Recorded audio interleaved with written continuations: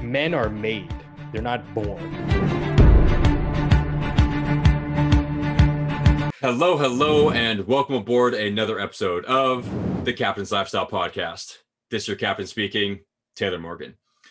On today's episode, we have the same guest as last episode. This is part 2 of the Matt Mancz episode, which was so good that I just decided we had to keep going for part 2, because in part 1, there was so much more that I wanted to ask him and to get into.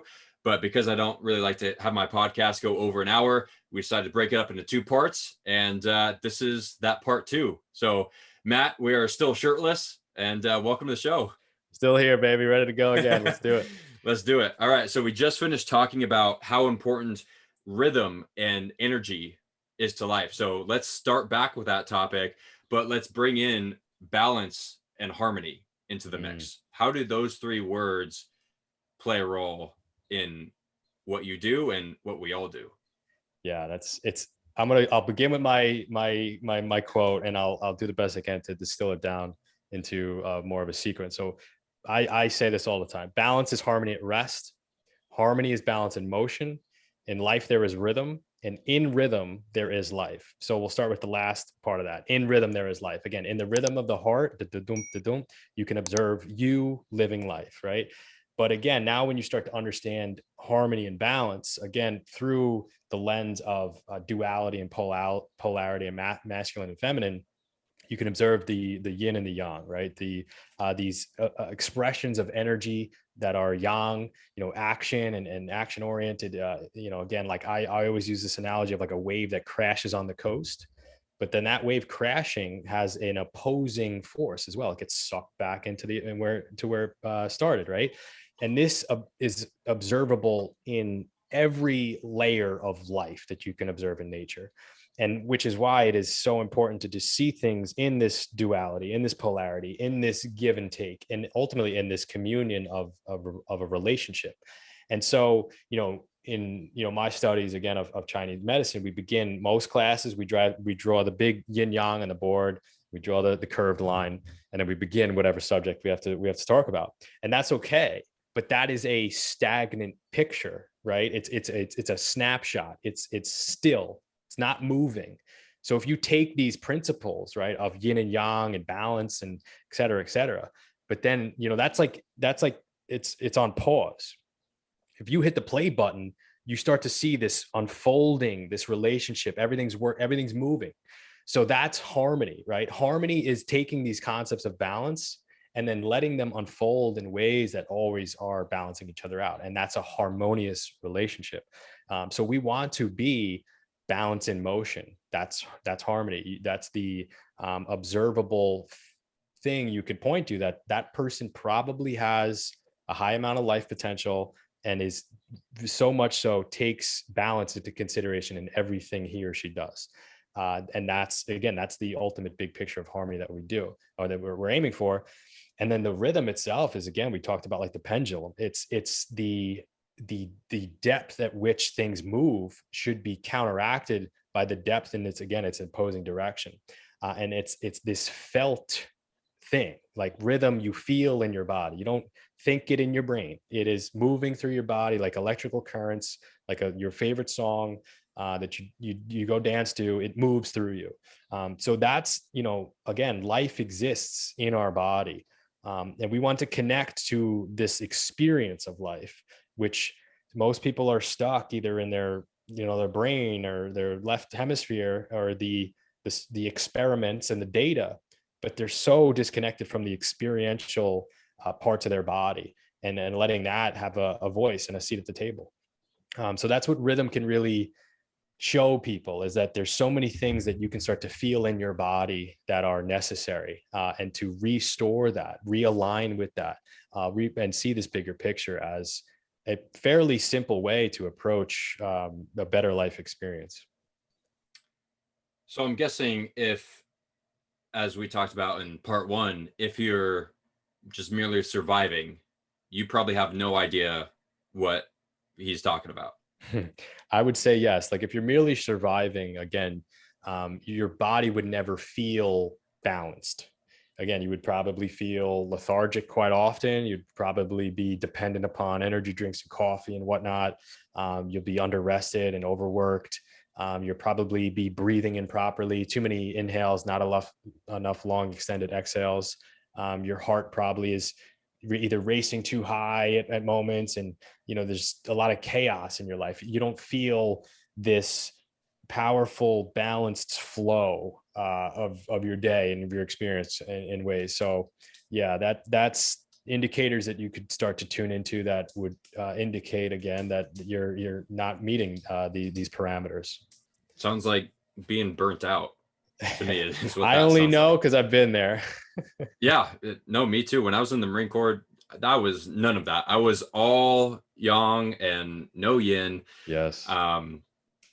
But now I'm starting to realize that it is the combination of both of those. It's not just masculine all the time, like doing, incorporating these more feminine practices, which I had a podcast with my friend Sean Percy Travis. He's a firefighter. He's an entrepreneur. He's the founder of The Calling Man, which is one of his companies, which is a journal for men. And in our show, I referenced journaling as a more of a feminine art. But then he said, it's funny that you think of that as feminine because, you look back in time and, whether it was the samurais or the Spartans or these warriors, they would journal. Like, you think those guys are feminine? Like, that's not necessarily a feminine act. And I think, especially with this whole toxic masculinity thing, where we're being pushed to be less masculine and more feminine, and we're so out of balance with a lot of things. So what would you say, what are some of the best practices for both yin and yang? Yeah, that's an awesome question. I want every listener to understand this, because this is where, when I started to grasp it, completely amplified this way, is that, we see again the masculine energy and the yang, and the determining factor of your masculine potential is not only the masculine, it's the unity of both, right? So if you have this masculine way of living your life, which is great, we all need that, and then you complement that with the yin, which I would argue that, the journaling is a yin thing, but because Marcus Aurelius and these warriors and the samurais were doing both, they actually became more masculine, more potentialized, more actualized. They stepped into a higher potential, which is not the masculine alone. It's the masculine paired with the yin. It's the unity, it's the communion, it's the relationship that is never ending and unfolding, that feed each other. Because if you have a masculine man who's, doing all these things, and then he complements that with the yin stuff, his potential to be masculine is actually going to go up. It's actually going to, what he can is capable of is going to dramatically increase. His sense of leadership, his sense of communication, understanding his emotions, even emotions of others, like, deep empathy. That's a very powerful trait to have as a masculine man, and that is a direct result of having both of these. It's the direct result of the communion working together, and I have seen that and observable in my life and others that are out of balance. And then, you don't want to go too far into yin and then get stuck there. No, yin is like running out of gas, going to the gas station, filling your tank up, and then you can go do more. But as long as you get back to that gas station, as long as you understand that now this is a protocol, this is a way of life, this is an understanding, this is fundamental, foundational. The pendulum swings in both directions. So that's the magnitude of this, and this is the potential that people can step into, especially as males, if they can start to unify the two sides of you. I know this in one of my episodes. I talked about the warrior energy, but then also the artist energy that I see in myself, and then only when I tapped into the artist and actually brought it along with me, what I was able to formulate and understandings of even myself and my potential, like, went through the roof. But that's the introspective work. That's the mindset work. That's the meditation practices. That's the rest. That's tuning into your emotions. That's processing that. That's having empathy for others. That's treating women like you would treat every member of your family. All these things make you and actually generate a more masculine person. Men are not, men are made. They're not born. And they're made as a direct result of how they live their life. And as you complement, like I said, you actually become the man that you desire to be. Yeah. So it's not about decreasing the masculinity, which I believe is what's happening in today's society. Our testosterone levels are just lower than they've ever been. We don't have a lot of strong men because we're trying to decrease the masculinity. You're saying it's about balancing those, not decreasing, but increasing the more feminine and yin energy. Okay. Yeah, it's highlighting where you're not implementing yin behaviors in your life. Fill that with yin behavior, and then use that to go do all the masculine things you want, but at a higher capacity. And that's like, a leader, like again, a true leader has a amount of poise in his body that is, he has a connection to his emotions, which that's a feminine type of power. Mm-hmm. We're not necessarily born women are like super they speak this language that sometimes we have no idea what the hell they're talking about. Yeah. But if we start to develop that side of us where we can start to be super tuned into our emotional uprisings, super tuned into how to process our own, but also understand others, and the depths at which you can communicate with people now go beyond language, but it's a felt, energetic, emotional transaction. People feel that shit, and people gravitate towards that, and that will birth a leader. But that requires the yin, and then taking the yin thing that you just developed and then employing it into maybe a more masculine way of living life. Yeah, I wish I would have understood that much earlier, because I'm just in the past, I don't know, 3 or 4 years starting to understand this. Because in the Marine Corps, if you would have told me to meditate, I would have told you to fuck off. Like, just simple as that. Yeah, there was no yin back when I was in the Marine Corps, because that whole organization is built on yang energy, which is a big part of the problem. And that's one of the problems that I had with it. People in leadership positions just so like just demanding, like, do what I say because I said so and no other reason. And I get that in combat, right? Like in combat, like you have to just be able to do this because lives depend on it. But we weren't in combat. I wanted to know why we were getting up at 4 a.m. to go sweep the sidewalks, when there's nothing on the sidewalks. And there's a lot more that we get into for that, but I don't want to do that on this podcast. Funny story about the masculine and feminine. I took my girlfriend's cat to the beach. We went to the beach together. I was carrying this little kitten in like a cut off like tank top, and this guy he asked me, he was like, "Hey bro, like, doesn't that hurt your masculinity? Big muscular dude walking around with a little kitten." I'm like, not at all. Like, if anything, this strengthens my masculinity. Yes. This is everything that you're just talking about. Yeah, it's the humility. It's being extremely comfortable in your skin. That's a very masculine trait. And again, whether you're walking a kitty down the street, or you're able to communicate with others at levels at which you were once prior unable to, through the processing and tapping into this side of yourself. Yeah. So you mentioned the artist side of you, that and getting creative, which is more of the yin and the feminine practices. Talk to us a little bit about the cover art for your podcast. And because even the cover art for your podcast is kind of, yin yang energy. Yeah, so yeah, talk to us about that. And yeah, I'm glad you brought that up, because again, like I mentioned, there's very similar to yourself. I was never in the military, but through sports and athletics and being in like a locker room almost since I was 16, even way before that, but 16 years, you could even say more. It's like you're in this environment all the time, and you're only understanding yourself as like that warrior archetype. And that's okay, because that'll really push you into reality and give you progress. But eventually, you know, there are alternative sides to who you are that you have to be aware of, and you could actually leverage those strengths if you understand what they are. And for me, I really see there's this artistic side of myself that when I really give it space, it fucking explodes with some wild stuff.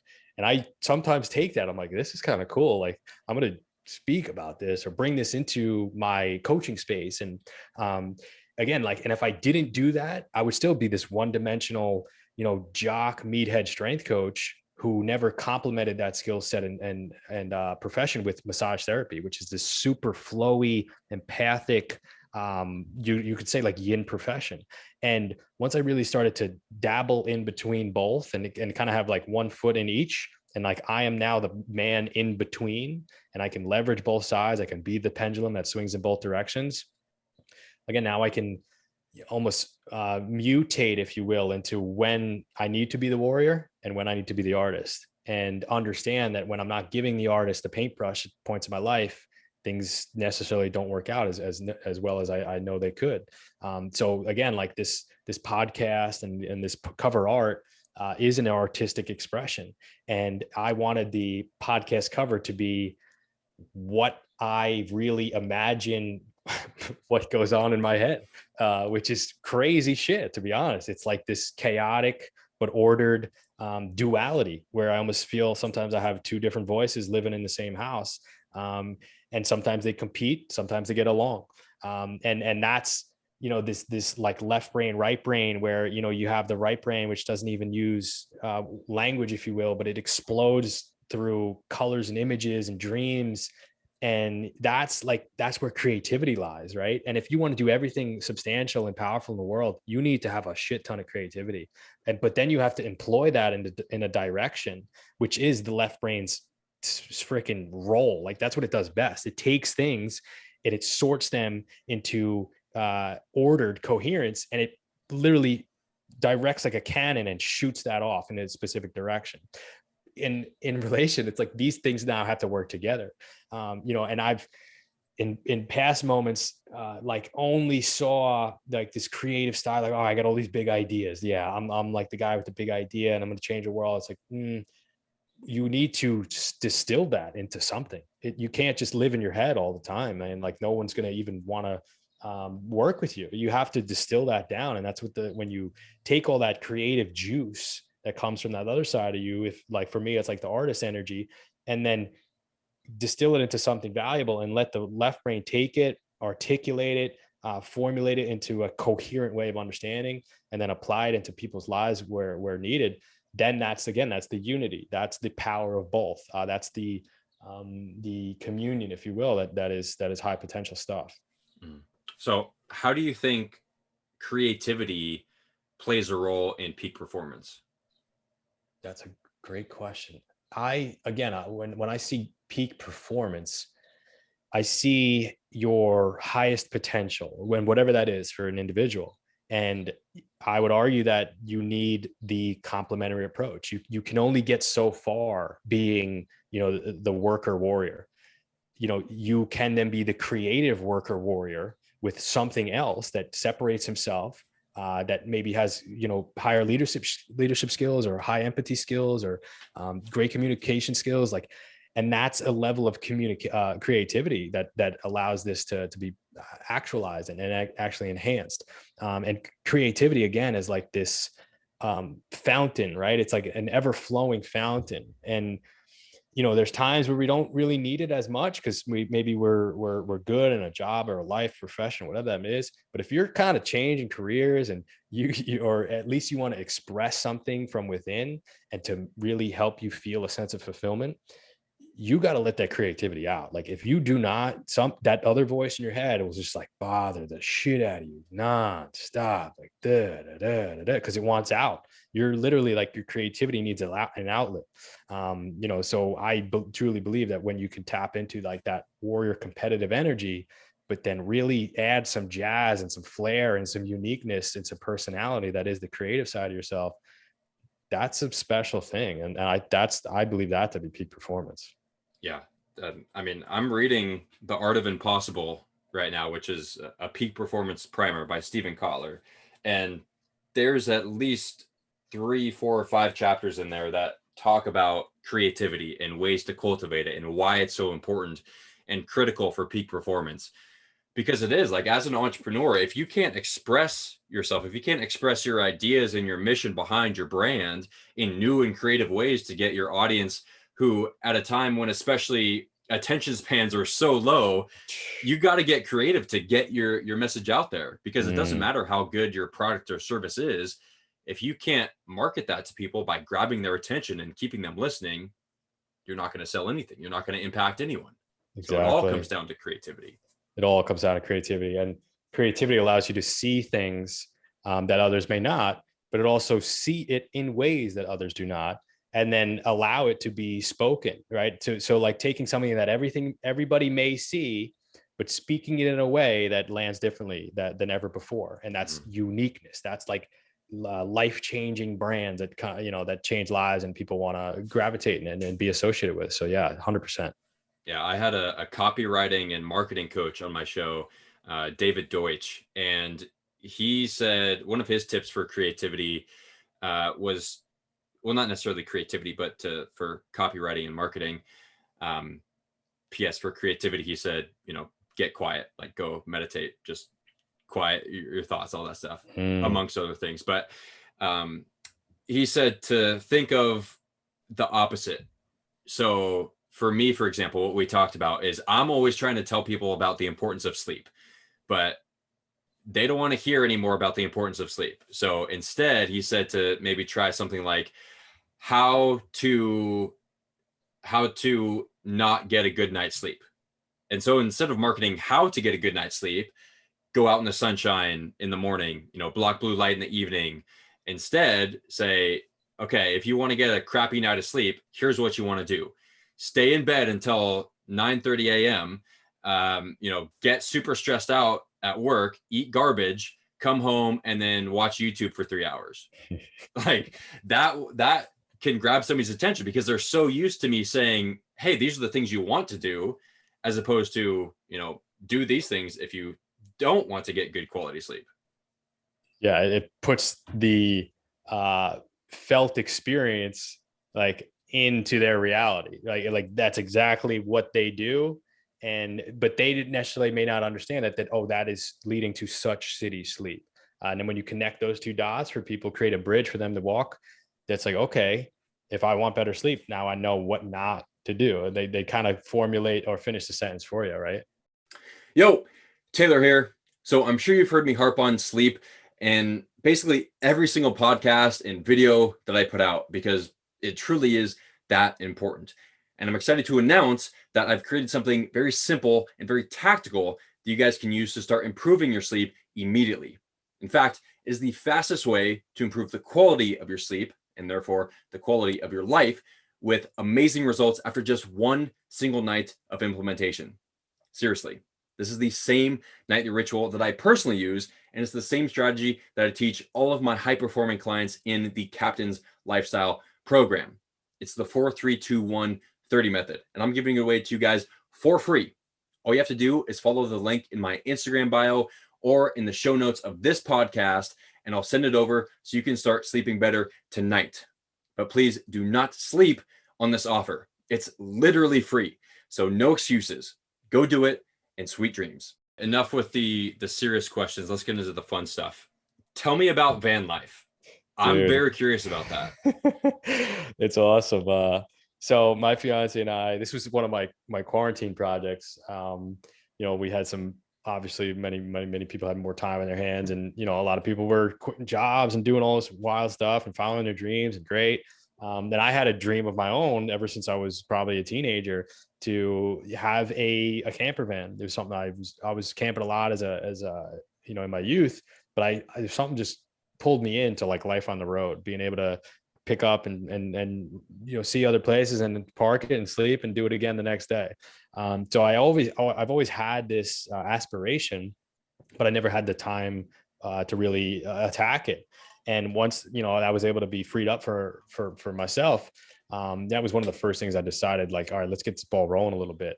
I got super lucky to find one on Craigslist that was, moderately built out to an extent where it had a floor and had a little cabinet in there. And we organized it where, we went out and drove and see it. And then 3 days later, it's in the driveway. And I was like, oh, here we go. Like, the dream's in front of you now. It's like, get to work. So, did a whole little revamp, build it all to the level at which it is now. We've never fully stayed in it for more than a week. We're kind of like the van life couple that takes it on the weekends and then comes back to our apartment. But actually this summer, at the end of the summer, for actually, I would say at least 4 to 6 weeks, the end of August, we're going to be in there. We're going to be in there full time. So we're excited. We have a route that we loosely drew up, but we're not really necessarily sticking to the plan at all. But there's a level of freedom that comes with this that I think a lot of people want in their life. They want to have this freedom. That's why, you see a lot of digital nomad people gravitating towards a lot of this work that can be done virtually, because, the world's a big place. The United States is a beautiful place. And, very rarely do people see it all. And I'm not saying we have to see it all, but you want to see more than, your hometown or where you've kind of stayed your entire life. So that freedom is a big draw for me. And even just the quality of people that are in this community are people with big hearts. And, they live a way of life that is, quite minimal, quite essential. They're not really living, I would say they're living closer to health than most. They're outdoors a lot. They're camping a lot. They're probably, eating, for some good stuff that is, cooking most meals and whatnot. So it's something I do believe that is healthier than people realize. And the quality of people that are in this community are actually of very high character and big hearts. So there's many traits that I see in myself that fit right in with that as well. Well, real quick, I got to call you out on the I don't have time excuse. You fucking liar. We all have time. It's just that wasn't your priority at the time. I would agree. I prioritize sleep or the very few amount of hours of sleep that I was getting. Right. For many, I would almost 3 or 4 years straight, I was full-time massage student and training clients at the same time, and commuting to New York City, which is an hour and a half commute, which, then you're counting up all the hours like, shit, I got to go to sleep. And there wasn't much hobbies at that part of my life. So once all that stuff vanished, I was like, here we go. Let's get to work. Yeah. That's just one of my pet peeves. Like, we all have the same 24 hours. It's just, how are you prioritizing your time and understanding that this is more important than that at that time. So, I think van life is so cool, and not just van life, but, anything out in nature, not just because it's a great experience, but also the health benefits of it. Like, specifically grounding, which we didn't get to touch on in this show, but just grounding. And like, there's a reason why forest bathing is a thing. Like, getting out in nature, like, literally reduces anxiety and makes you happier. It relieves your stress. You just feel connected. Like, when I'm literally barefoot connected to the earth, you just feel so much better. Talk to us very briefly, because we're coming up on time, about not just the great experience of nature, but the health and physiological effects of it. Yeah, you said it perfectly, the connection to it. And, when we I use this term often, it's microdose it into your life. You want to, at moments of your day, connect to the nature around you. Even, I'm talking the most simple thing, you can get outside and just get underneath natural light and not in artificial light indoors with windows. Mm-hmm. Go outside, breathe fresh air, get outdoors, get your skin exposed to the sun. If you want to go, one step more into the hippie kind of world, take your shoes off and connect to the Earth's electromagnetic field. Even more so, get around some type of natural water source, if it's the ocean or lakes, and then you have negative ions that are more available in the air through friction and the interaction between there. And if you're micro dosing this into your life, which the van people are actually macro dosing, if you will, they're like living in this environment all the time. They're so happy. So that's why they're so happy. That's why they have big hearts, right? That's why they're living life. And, so these things are just dramatically powerful for what we spoke about as our state of health. Again, I talked about, like, health is the expression of life.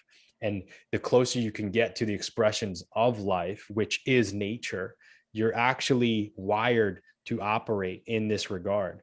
So when you are living a disconnected life and you have all these problems and all this anxiety and all these health issues, you'd be amazed as if you can just take yourself in that environment and plug yourself back into the environment that you evolved to be in. And even if it's in a microdosing kind of way, your body, your physiology, it starts to come online. It starts to connect back to this natural rhythm that we used as that word. So it's extremely powerful. There's an amount of regeneration, restoration, and even the word healing has been hijacked, but you could use it here as well. That happens to our body when we put it in the environment such as this. All right, last question, and then I'll let you go. I think there's a big disconnect between what success is. I'll leave it at that because I've talked about this on so many of my other podcasts, but I want to hear your definition of success. My definition of success would be to be brave enough to be yourself and then find a way for that self to generate a life that you desire. And that's fucking hard. But I truly believe that if I was to define success, what that is for me, it's to begin by understanding who I am and to not hide that at all. Actually continue to step into that and continue, be more comfortable, shed more skin, stop hiding who you are, be the absolute authentic version of that, and allow that to generate, even if it's a brand or a monetary income or whatever that is, and then meets the desires that you desire. And that is success. That's all relative to everybody. But if you're talking about a deep sense of fulfillment, if you're successful in ways that other people define success, but if you don't have that radical, eruptive feeling of fulfillment, I wouldn't consider you successful. Boom.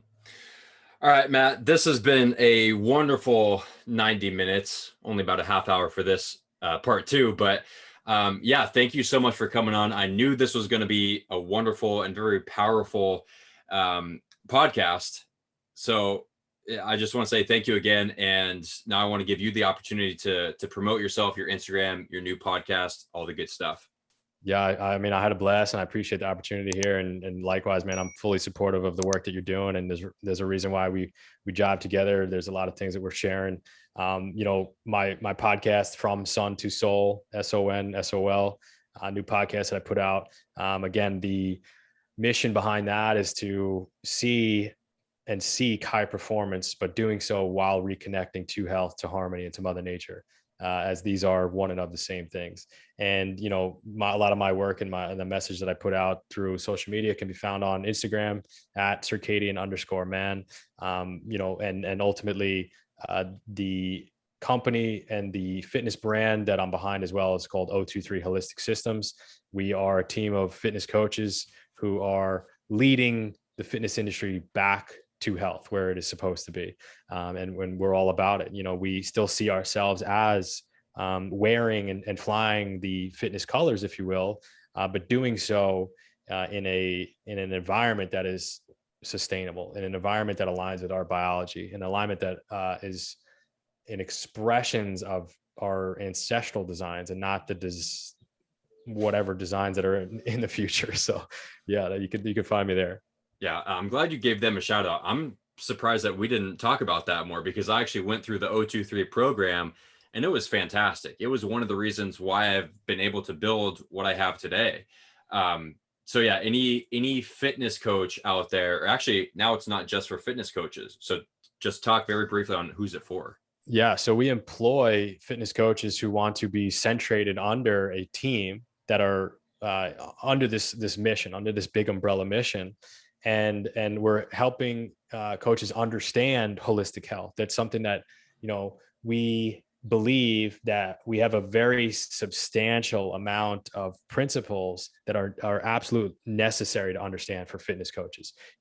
I was at one point very one-dimensional as a college strength and conditioning coach. We could squat the house and we were freaking fast and mobile and crazily conditioned.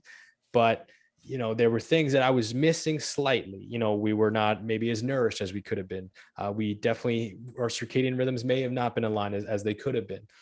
So to really complement this now as, fitness and performance and physicality with really foundational holistic health principles to marry the two, that's the future of this industry. I 100% believe that. And I will take that to the grave, that we are seeing a revolution in this industry for the better. But we want to, for our coaches to be the cream of the crop here. So if anybody is a little bit in the gray for some of these principles that I know, and we've spoken about on this podcast surrounding holistic health, we have a full curriculum surrounding that. And then we also have a product that then you could easily jump in and sell right away, which is called the 023 upgrade, which again is a 12-week transformation system that takes people who are, already engaged in the gym, but they're really not feeling their best. That they see, we have this phrase, it's fitness doesn't need more fitness. It needs health. Yes. And when you marry the two, eventually you'll find what you're after. Boom. Love it. All right. Matt, again, thank you so much for coming on. And I appreciate your time. Appreciate it, man.